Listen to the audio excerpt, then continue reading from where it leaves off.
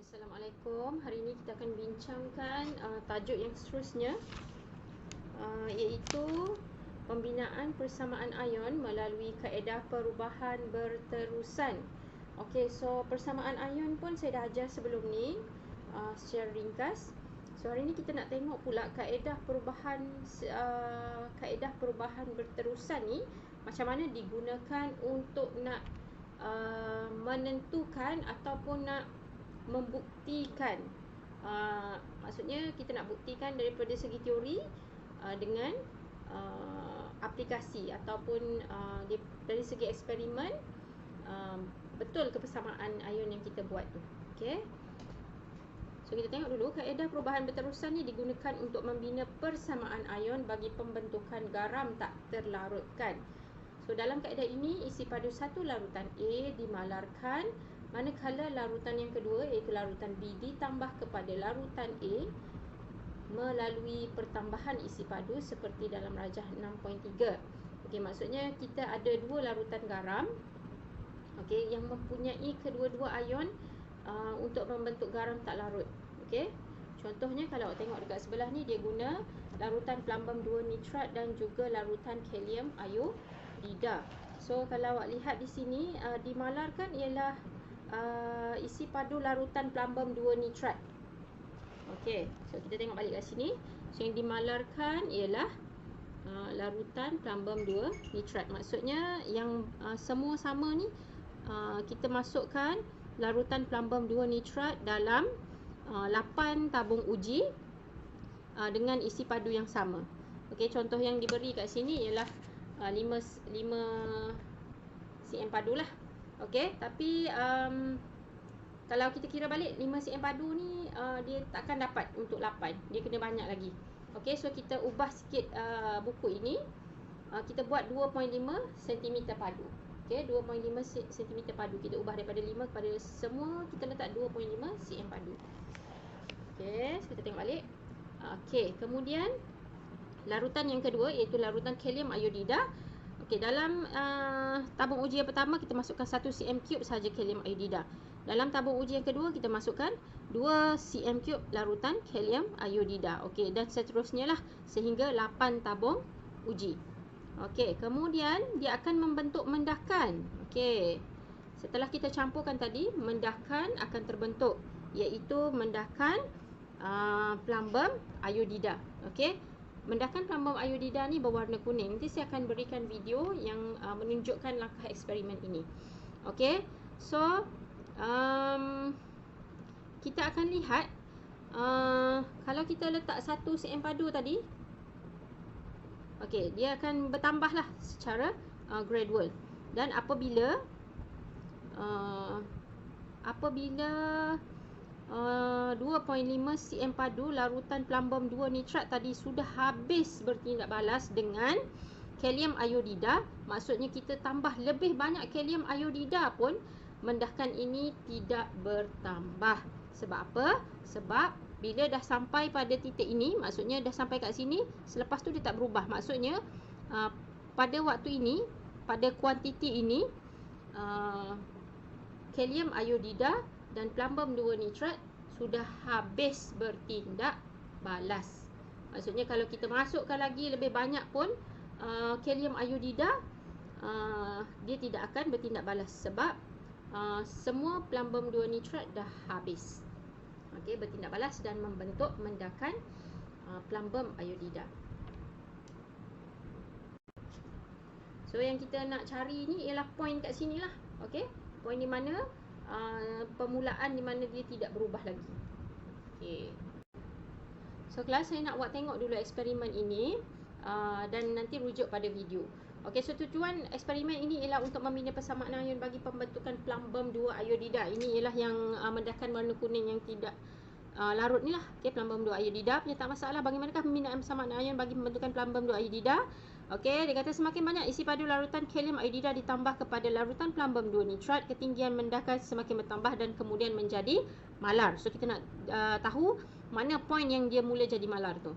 Okey, so dimanipulasikan kat sini ialah isi padu larutan kalium iodida, yang bergerak balas ialah ketinggian mendakan, dan yang dimalarkan kat sini ialah kita malarkan kepekatan dan isi padu larutan plumbum 2 nitrat dan juga kepekatan larutan kalium iodida. Ini kita malarkan. Okey, so bahannya ialah larutan plumbum 2 nitrat 0.5 mol per dm cube, larutan kalium iodida 0.5 mol per dm cube dan juga air suling. Radas ada tabung uji yang sama saiz, ada rod kaca untuk kita nak kacau larutan tu. Okey, kemudian rak tabung uji untuk letak tabung uji tadi. Okey, ada burette, pemegang burette dan pembaris untuk kita mengukur tinggi. Pembaris tu untuk kita ukur tinggi mendakan tu lah. Okey, so kita ambil tabung uji, labelkan nombor 1 hingga 8 dan letak pada rak tabung uji. Kemudian kita gunakan burette. Dengan menggunakan burette, isi setiap tabung uji dengan, yang ni tukar ya, 2.5. Okey, 2.5 cm padu larutan plumbum 2 nitrat dengan kepekatan 0.5 mol per dm cube. Kemudian dengan menggunakan burette yang kedua, kita tambahkan larutan kalium iodida 0.5 mol per dm cube dengan setiap tabung uji mengikut isi padu yang ditetapkan seperti jadual 6.7, iaitu tabung uji pertama 1 cm padu, tabung uji kedua 2 cm padu sehinggalah 8 cm padu. Okey. Kemudian masukkan rod kaca ke dalam tabung uji, putarkan rod kaca dengan menggunakan kedua-dua tapak tangan supaya campuran menjadi sekata. Keluarkan rod kaca secara perlahan-lahan dan bilaskan mendakan yang lekat pada rod kaca dan dinding tabung uji dengan sedikit air suling. So kita boleh tambah air suling lah, dia tak ada efek pun air suling tu. Okey, so biarkan tabung uji itu selama 30 minit supaya mendakan termendap ke bawah. So kena tunggulah sekejap supaya mendakan tu mendap semuanya ke bawah. Okey, kemudian rekodkan warna bagi mendakan, warna kuning lah. Okey, dan ukur ketinggian mendakan pada setiap tabung uji. So ni dia punya penjadualan data. Okey, so apa yang saya nak ceritakan kat sini, okey kita tengok dulu. Sekejap lagi kita akan buat pengiraan untuk nak tengok sedikit. Okey, so dalam kaedah perubahan berterusan ni sebenarnya tujuan dia ialah untuk memalarkan isi padu plumbum 2 nitrat, sementara memanipulasikan isi padu larutan kalium iodida adalah untuk menentukan nisbah mol. Sebenarnya kita nak tentukan nisbah mol ion plumbum dan ion iodida yang bertindak balas. Okey, dengan lengkap. Okey, jika X mol ion plumbum 2 bertindak balas dengan Y mol ion iodida, maka formula empirik bagi garam tak terlarutkan ialah PbI2 ataupun kat sini PbXY lah sebab kita belum buktikan. Okey, so berapa mol ion Pb2+ bertindak balas dengan berapa mol ion I- akan membentuk formula PbI. Okey, so sekarang saya akan ceritakan dari segi teori. Okey, lepas tu baru awak tengok video lah.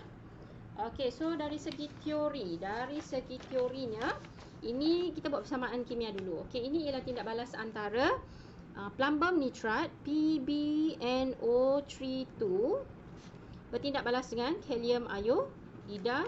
So kalau kita buat persamaan kimia, dia akan jadi PbI2. Okey, inilah mendakan iaitu dalam keadaan pepejal. Okey, plus KNO3. Okey, so kita seimbangkan persamaan. Okey, I ada 2. Okey, I ada 2, so kita kena letak 2 lah di sini. So automatic K pun jadi 2. Okey, so PB ada 1, NO3 ada 2 dan K ada 2, I ada 2. Okey, so ini ialah dia punya persamaan kimia. So daripada persamaan kimia ni sebenarnya kita dah boleh dapat dia punya persamaan ion. Okey, macam mana nak dapat persamaan ion? Okey, ada 2 cara. Okey, ada 2 cara. Cara yang pertama, okey kita keluarkan dulu dia punya ion-ion dia. So Pb2+, yang ni pula ada okey, kita tulis balik lah. Okey, kita tulis balik. Okey, so kita ada Pb2+, kemudian kita ada NO3- ni ada 2. Okey, tambah NO3- ada 2. So kita letak 2 lah sini. Okey, kemudian kita ada K+. K+ ada 2. Kemudian kita ada I- pun ada 2. Okey, kemudian anak panah. Okey, PbI2 ni dalam keadaan pepejal. Sebab tu awak kena hafal garam larut dengan garam tak larut. So garam tak larut, keadaan dia adalah dalam keadaan pepejal. So kita tak boleh nak ceraikan dia kepada ion. So kita tulis balik dia dalam bentuk sebatian macam ni lah. Okey, tambah 2K plus tambah 2NO3 minus. Okey, so yang sebelum anak panah dengan selepas anak panah ni yang sama, kita cancelkan. Contohnya nitrat, okey, 2 nitrat dengan K plus. K plus sama. So sebenarnya dalam tindak balas ini, dalam tindak balas antara plumbum nitrat dengan kalium iodida ni, yang bertindak balas sebenarnya ialah ion plumbum dengan ion iodida. Okey, untuk ion nitrat dengan ion kalium ni kita panggil dia sebagai ion pemerhati. Okey, sebab di akhirnya memang dia bergabung juga, tapi dia bila dalam keadaan larutan tu sebenarnya dia dalam bentuk K plus dengan NO3 minus sahaja, dalam bentuk ion-ion yang bergerak bebas. Okey, so persamaan ion kita akan dapat Pb2 plus tambah 2I minus menghasilkan Pbi2. So nampak kat sini ini 1, kat depan ni tak ada nombor kan, 1 lah. So sini 2.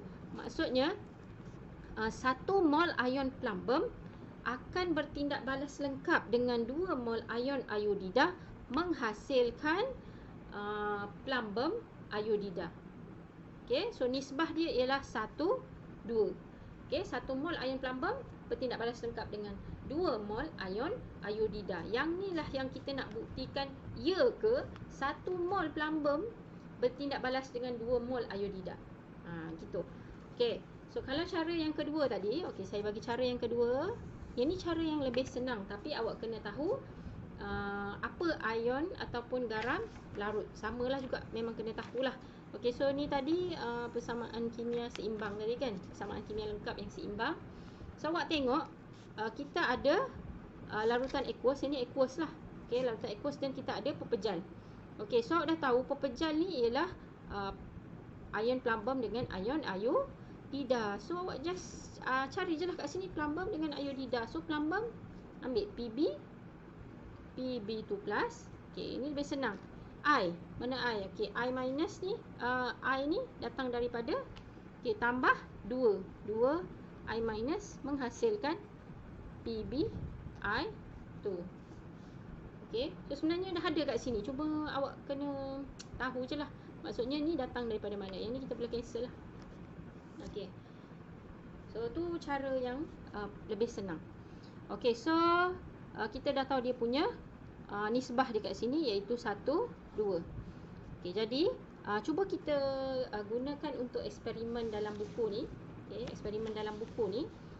So kita ada larutan plumbum 2 nitrat yang diletakkan sebanyak 2.5 cm padu. So cuba kita kira dia punya bilangan mol. Okey, berapakah bilangan mol plumbum 2 nitrat yang digunakan dalam eksperimen ini? So N sama dengan MV per 1000. Okey, ni kita dah belajar kan. Okey, N sama dengan MV per 1000. Ini untuk PbNO3 lah. PbNO3 iaitu kita nak cari bilangan mol bagi plumbum sebenarnya. Okey, bagi ion plumbum. So N sama dengan M, kepekatan dia ialah 0.5 mol per dm cube. Darab volume dia ialah 2.5 cm cube bahagi dengan 1000. So N awak akan dapat, baik, so awak tekan kalkulator, 0.5 darab 2.5 bahagi 1000. So akan dapat 1.25 darab 0.3. 1.25 123 0.00 125.